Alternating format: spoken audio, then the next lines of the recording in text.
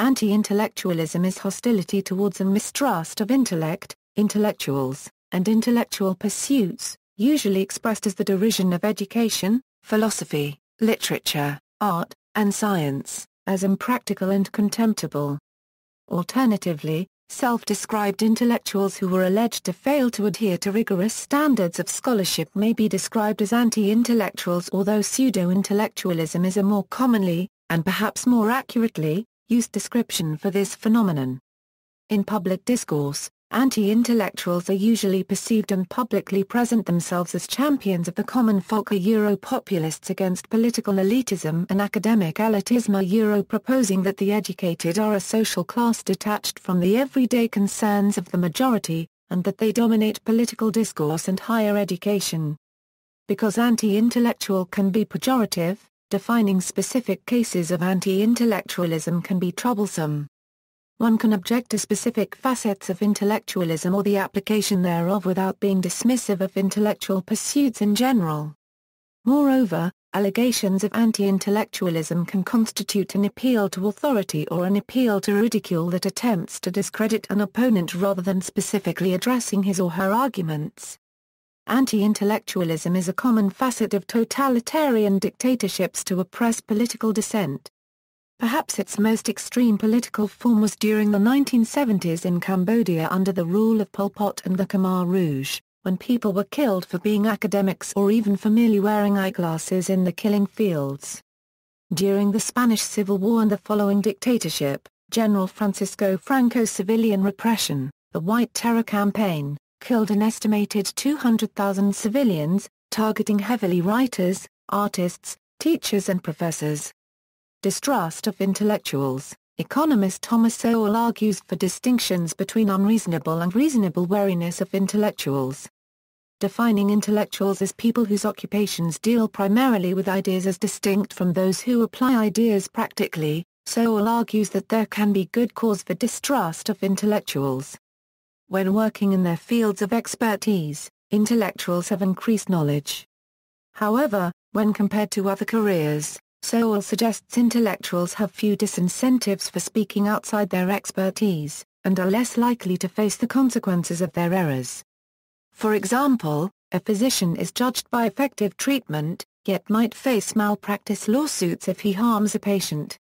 In contrast, a university professor with tenure is less likely to be judged by the effectiveness of his ideas and less likely to face repercussions for his errors. By encouraging, or even requiring, students to take stands where they have neither the knowledge nor the intellectual training to seriously examine complex issues, teachers promote the expression of unsubstantiated opinions, the venting of uninformed emotions, and the habit of acting on those opinions and emotions, while ignoring or dismissing opposing views, without having either the intellectual equipment or the personal experience to weigh one view against another in any serious way. Sowell discusses intellectual influence, labeling schoolteachers as what he calls intelligentsia, who recruit children, beginning in elementary school, to advocate for or against issues as part of community service projects, which will later assist them in the college application process. In this manner, intellectuals participate in other areas where they may possess no prior knowledge at all in order to influence public policy issues. The author argues that as a result, they encourage their students to formulate opinions without any intellectual training or prior knowledge of those issues, making constraints against falsity few or non-existent. Similar arguments have been made by others. Historian Paul Johnson argued that a close examination of 20th-century history reveals that intellectuals have championed innumerable disastrous public policies, writing, "Beware intellectuals. Not merely should they be kept well away from the levers of power, they should also be objects of suspicion when they seek to offer collective advice." Journalist Tom Wolfe described an intellectual as a person knowledgeable in one field who speaks out only in others. Such views form the basis of an episode of the American animation series The Simpsons, They Saved Lisa's Brain, in which one of the protagonists joins the local branch of Mensa that through a bizarre series of events, subsequently finds itself in complete charge of the local town of Springfield. Considering themselves to be intellectually superior to the rest of the townsfolk, they high-handedly implement a series of ostensibly logical but socially disruptive public policies that antagonize the rest of the town, with disastrous consequences, and are eventually rebuked by Stephen Hawking, who appeared as himself. Authoritarianism. In the 20th century, intellectuals were systematically demoted or expelled from the power structures, and, occasionally, assassinated. In Argentina in 1966, the military dictatorship of Juan Carlos Onganía intervened and dislodged many faculties, leading to a massive brain drain in an event which was called the Night of the Long Police Batons. The biochemist Carl Copyright Zamilstein reports that when the military usurped Argentine government, they declared, "Our country would be put in order, as soon as all the intellectuals who were meddling in the region were expelled." In Brazil, the educator Paulo Freire was banished for being ignorant, according to the organizers of the coup unregistered trademark Apermeltat of the moment. Extreme ideological dictatorships, such as the Khmer Rouge regime in Kampuchea, killed potential opponents with more than elementary education. In achieving their Year Zero social engineering of Cambodia, they assassinated anyone suspected of involvement in free market activities. The suspected Cambodian populace included professionals and almost every educated man and woman, city dwellers, and people with connections to foreign governments. Doctrinally, the Maoist Khmer Rouge designated the farmers as the true proletariat, as the true representatives of the working class, hence the anti-intellectual purge. Governmental anti-intellectualism ranges from closing public libraries and public schools, to segregating intellectuals in an ivory tower ghetto, to official declarations that intellectuals tend to mental illness, thus facilitating psychiatric imprisonment, then scapegoating to divert popular discontent from the dictatorship. Moreover, anti-intellectualism is neither always violent, nor oppressive, because most any social group can exercise contempt for intellect, intellectualism, and education. To wit, the Uruguayan writer Jorge Majfud said that this contempt, that arises from a power installed in the social institutions and from the inferiority complex of its actors, is not a property of underdeveloped countries. In fact, it is always the critical intellectuals, writers, or artists who head the top 10 list of the most stupid of the stupid in the country. Educational anti-intellectualism. In the English-speaking world, especially in the U.S., critics like David Horowitz, William Bennett, an ex-U.S. Secretary of Education, and paleoconservative activist Patrick Buchanan, criticize schools and universities as intellectualist. In his book The Campus Wars about the widespread student protests of the late 1960s, philosopher John Searle wrote, "The two most salient traits of the radical movement are its anti-intellectualism and its hostility to the university as an institution." Intellectuals by definition are people who take ideas seriously for their own sake. Whether or not a theory is true or false is important to them independently of any practical applications it may have. Intellectuals have, as Richard Hofstadter has pointed out, an attitude to ideas that is at once playful and pious. But in the radical movement, the intellectual ideal of knowledge for its own sake is rejected. Knowledge is seen as valuable only as a basis for action, and it is not even very valuable there. Far more important than what one knows is how one feels. In 1972, sociologist Stanislav Andreescu warned readers of academic works to be wary of appeals to authority when academics make questionable claims, writing, "Do not be impressed by the imprint of a famous publishing house or the volume of an author's publications. Remember that the publishers want to keep the printing presses busy and do not object to nonsense if it can be sold." Critics have alleged that much of the prevailing philosophy in American academia are anti-intellectual, the displacement of the idea that facts and evidence matter by the idea that everything boils down to subjective interests and perspectives second only to American political campaigns the most prominent and pernicious manifestation of anti-intellectualism in our time. In the notorious Sokal hoax of the 1990s, physicist Alan Sokal submitted a deliberately preposterous paper to Duke University's Social Text Journal to test if, as he later wrote, a leading culture studies periodical would publish an article liberally salted with nonsense if it sounded good and it flattered the editor's ideological preconceptions.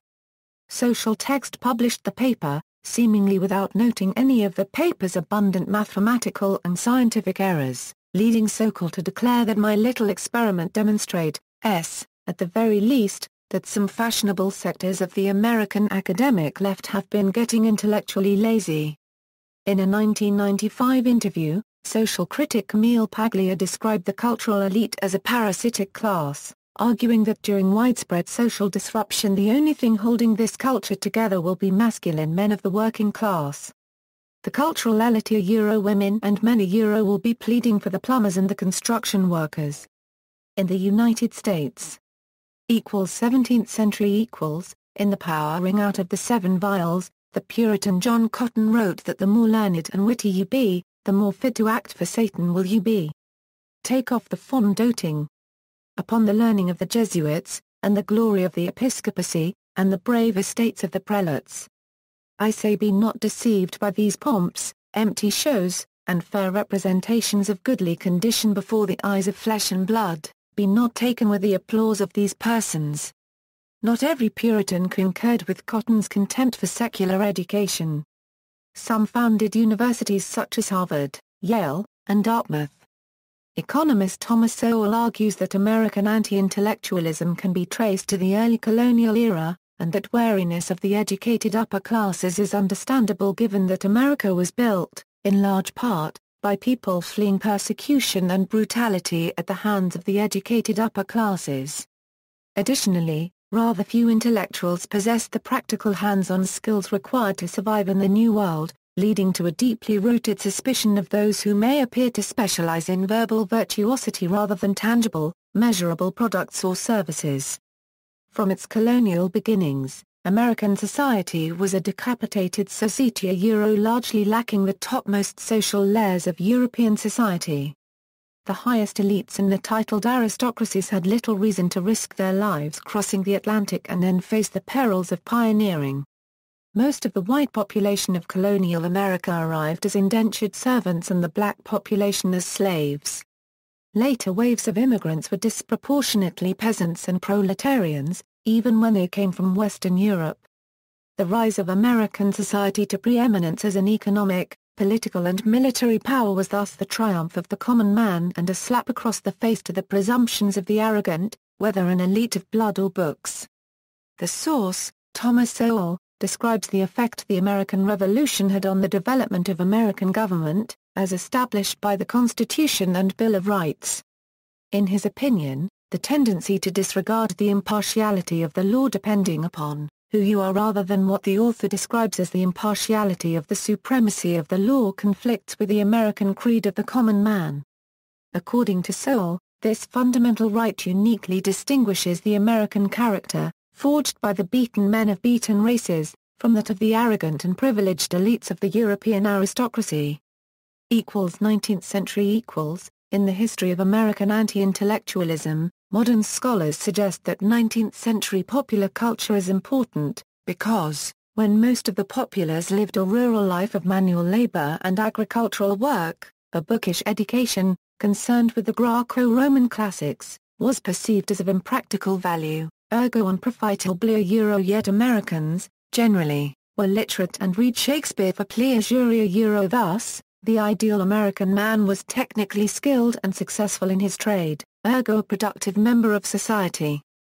Culturally, the ideal American was a self-made man whose knowledge derived from life experience, not an intellectual man, whose knowledge derived from books, formal education, and academic study.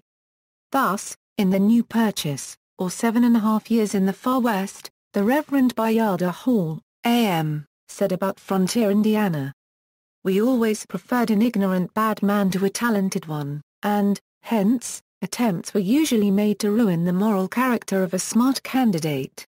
Since, unhappily, smartness and wickedness were supposed to be generally coupled, and, likewise incompetence and goodness. Yet, the egghead's worldly redemption was possible if he embraced mainstream mores. Thus, in the fiction of O. Henry, a character noted that once an East Coast University graduate gets over his intellectual vanity no longer thinks himself better than a thirst he makes just as good a cowboy as any other young man, despite his counterpart being the slow-witted Norm F. of good heart, a pop culture stereotype from stage shows. In Europe, Soviet Union in the first decade after the Russian Revolution of 1917, the Bolsheviks suspected the Tsarist intelligentsia as potentially traitorous of the proletariat. Thus, the initial Soviet government comprised men and women without much formal education. Vladimir Lenin derided the old intelligentsia with the expression, "We have completed no academies." Moreover, the deposed propertied classes were termed lishientsi, whose children were excluded from education.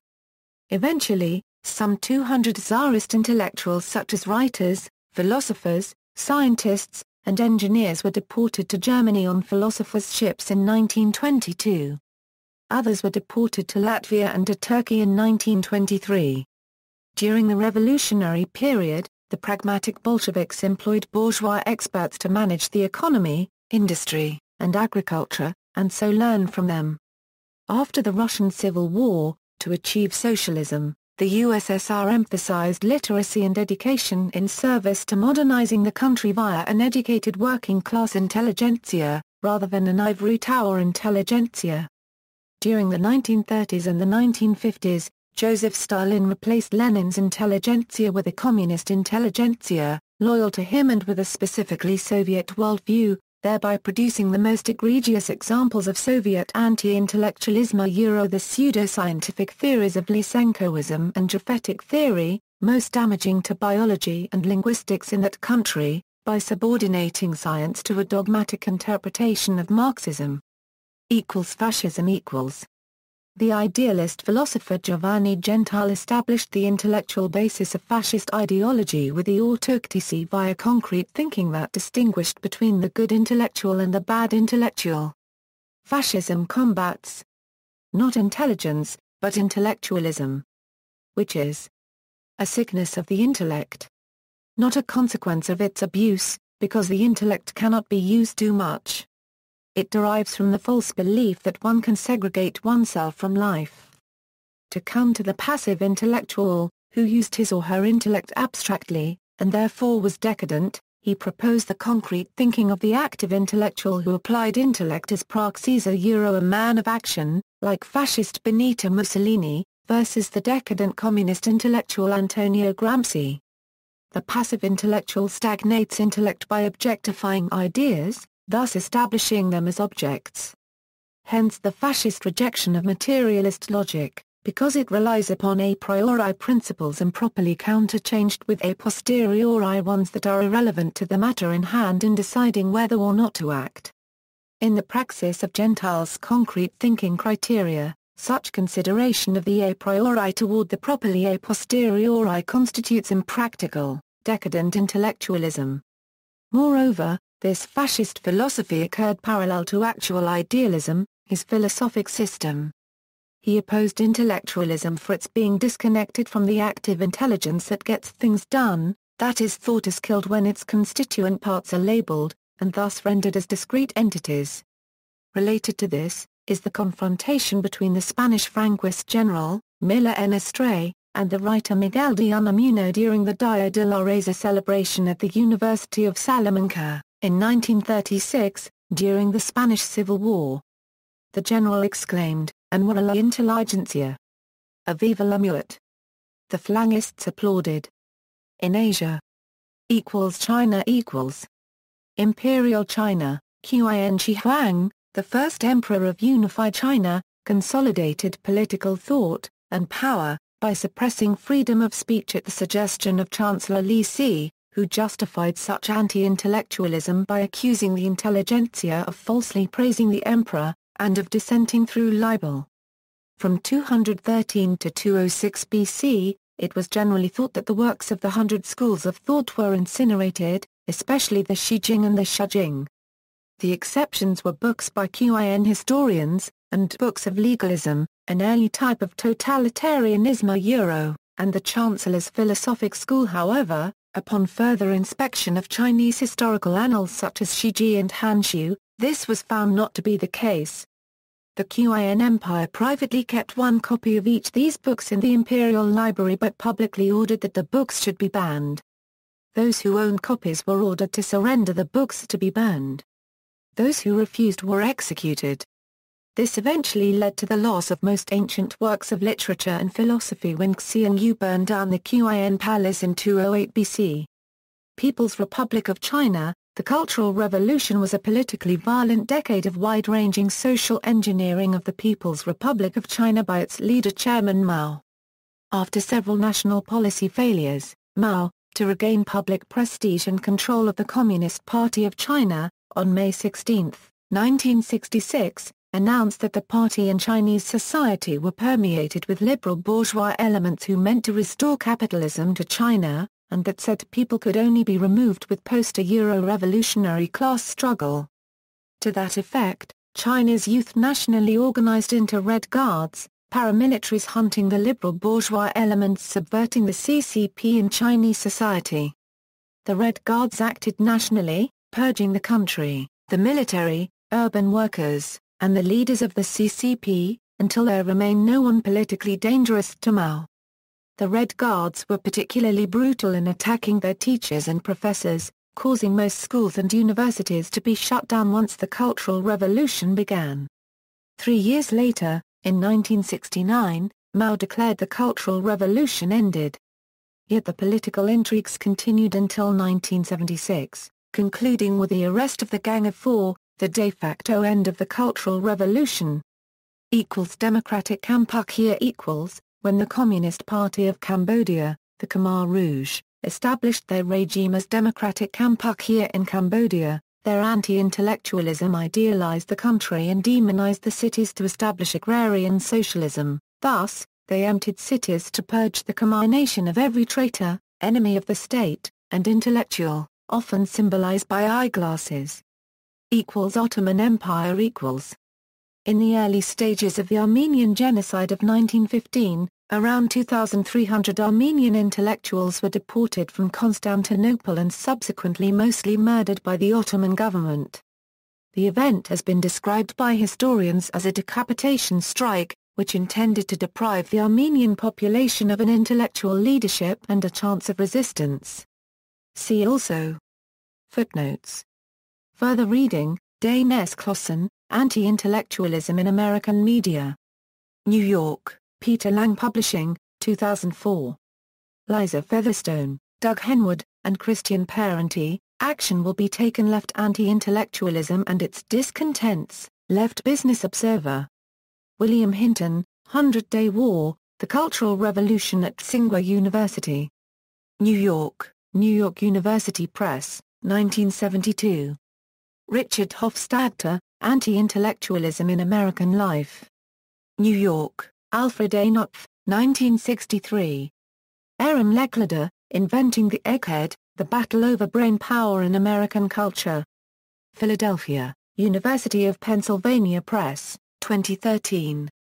Elvin T. Lim, The Anti-Intellectual Presidency, The Decline of Presidential Rhetoric from George Washington to George W. Bush. New York, Oxford University Press, 2008. External links